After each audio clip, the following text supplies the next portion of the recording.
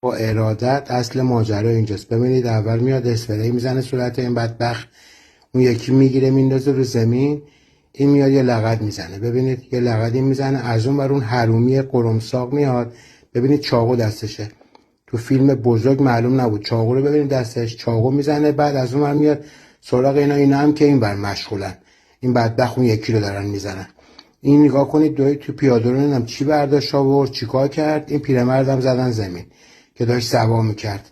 حالا باباش بود کی بود نمیدونم. اینجا ببینید چاقو رو دست این، ببینید چاقو رو ببینید اینجا پرت میکنه به همکارش، با چوب میره. اون همکارش هم ور میداره چاقو رو، ببینید میره میذاره تو سمند که آثار جرم نداشته باشن. فکر نمیکردن از اینا فیلم بخوام بگیرن پخش بشه.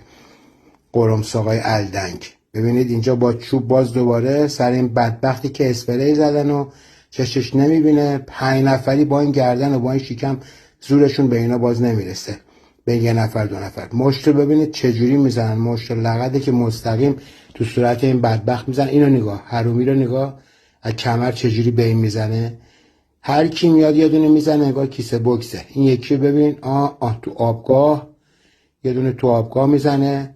نامردای حرومی ضعیف گیر آوردین اینجوری 5 نفری میریزین سرش. آره باز ولکن هم نیستن، باز صورت و هر جا رو دوست دارن میزنن 5 نفری. اینو کردن تو ماشین.